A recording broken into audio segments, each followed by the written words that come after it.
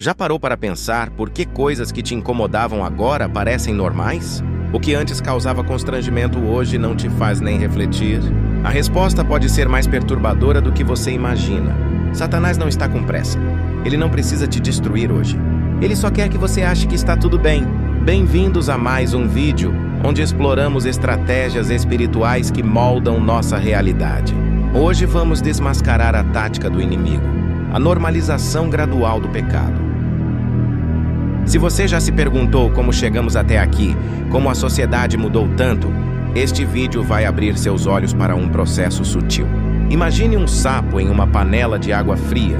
Se a água ferve de repente, ele pula, mas se aquecer aos poucos, ele não percebe o perigo. Quando se dá conta, é tarde demais.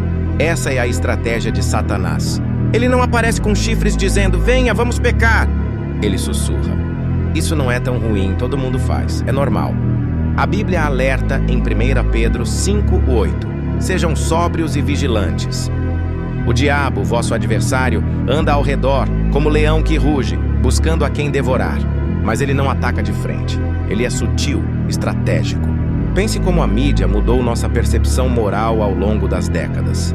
Nos anos 50, um casal na mesma cama na TV era escandaloso. Hoje, conteúdos impensáveis para nossos avós passam no horário nobre. Não foi da noite para o dia, foi gradual, calculado. Cada geração aceita mais do que a anterior rejeitava. O inaceitável vira aceitável. O imoral vira questão de opinião. O pecado vira liberdade de escolha. Satanás é mestre em redefinir. Ele não muda o pecado, apenas como o enxergamos. O que Deus chama de abominação, a sociedade chama de amor. O que Deus chama de roubo, a cultura chama de esperteza. O que Deus chama de mentira, o mundo chama de jeitinho. Isaías 5:20 adverte: ai dos que chamam o mal de bem e o bem de mal, que fazem da escuridão luz e da luz escuridão. Essa inversão de valores não é por acaso, é estratégia espiritual. Como funciona essa normalização? Primeiro, a apresentação sutil. O pecado aparece de forma suave, uma piada, uma referência. É só humor, dizem, não tem nada demais. Segundo, familiarização. O que incomodava vira familiar. Você vê tanto que para de notar, vira background. Terceiro, normalização. O estranho agora é comum. O questionável é aceito. A exceção vira regra. Quarto, celebração. Não basta aceitar, é preciso apoiar. Não basta tolerar, é preciso participar. Quem não aceita é intolerante. Quinto, perseguição. Quem questiona o novo normal é atacado. Chamado de retrógrado, fanático, a pressão social é insuportável. Isso não é teoria conspiratória, é realidade bíblica e histórica.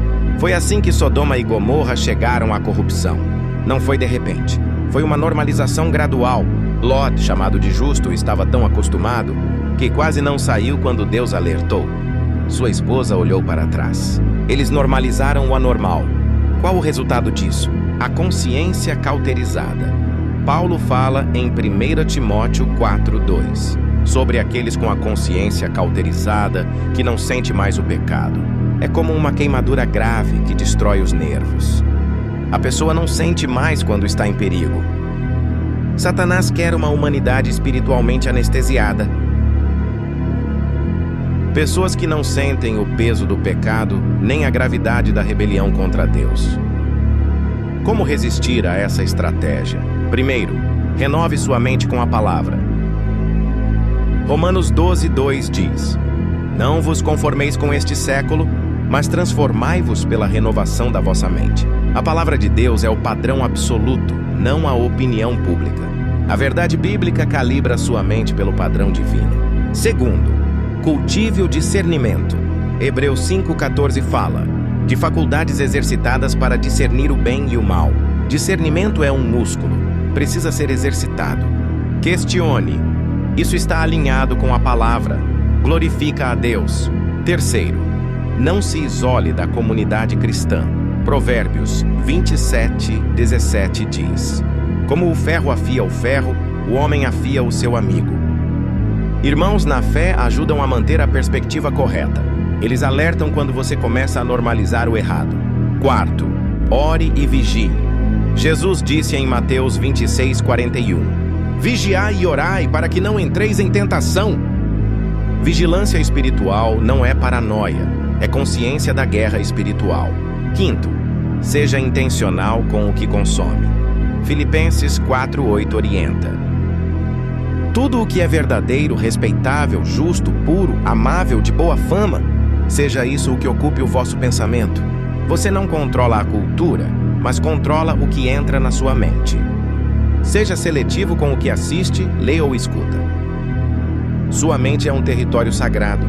Talvez você pense, isso não é radical demais? Essa é a pergunta que o inimigo quer. Ele quer que seguir Deus pareça extremo. Mas o que é radical? Obedecer ao Criador ou seguir uma cultura mutável? O que é extremo? Viver por padrões eternos ou ser escravo de modismos? Jesus disse em Lucas 14:27, quem não tomar sua cruz e me seguir não pode ser meu discípulo. Seguir Cristo é contracultural. Satanás trabalha com gerações plantando relativismo moral. Por isso, seja intencional em resistir, por você e pelos seus filhos. Daniel decidiu não se contaminar com a comida do rei. Uma decisão pequena, mas que definiu sua trajetória. Você está na sua Babilônia. A cultura quer te fazer conformar. Mas você pode ser diferente. Pode manter sua consciência sensível. Não será fácil. Haverá pressão, incompreensão, rótulos. Melhor ser chamado de radical pelos homens do que de morno por Deus. A estratégia de Satanás depende da nossa passividade. Mas estando alerta e equipado, você pode resistir. Pode ser sal e luz em uma geração sem sabor. Pense onde você normalizou o que não deveria. No entretenimento, nas conversas, nos compromissos? Ore para o Espírito Santo mostrar onde despertar. Não tema ser diferente, tema perder sua identidade em Cristo.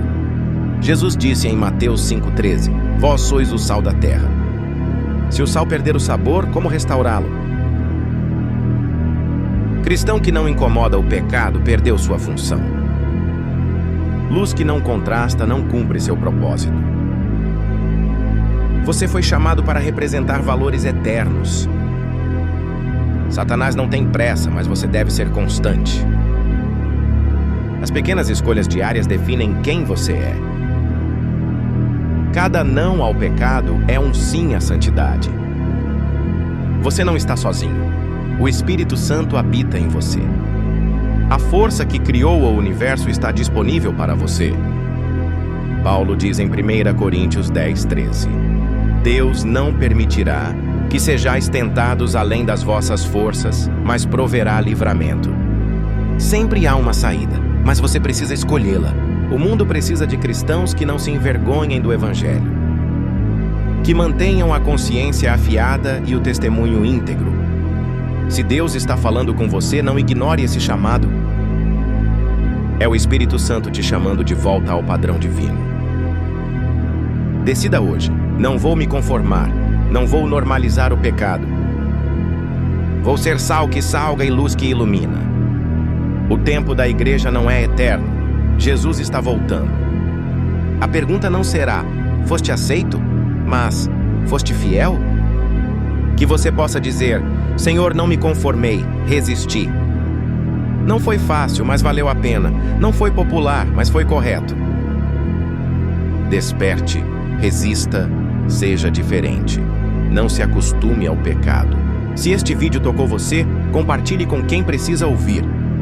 Deixe um comentário contando como Deus falou com você. Inscreva-se para mais conteúdo que fortalece sua fé. Que Deus abençoe sua jornada de santidade. Mantenha-se firme, fiel e diferente. Em nome de Jesus, amém.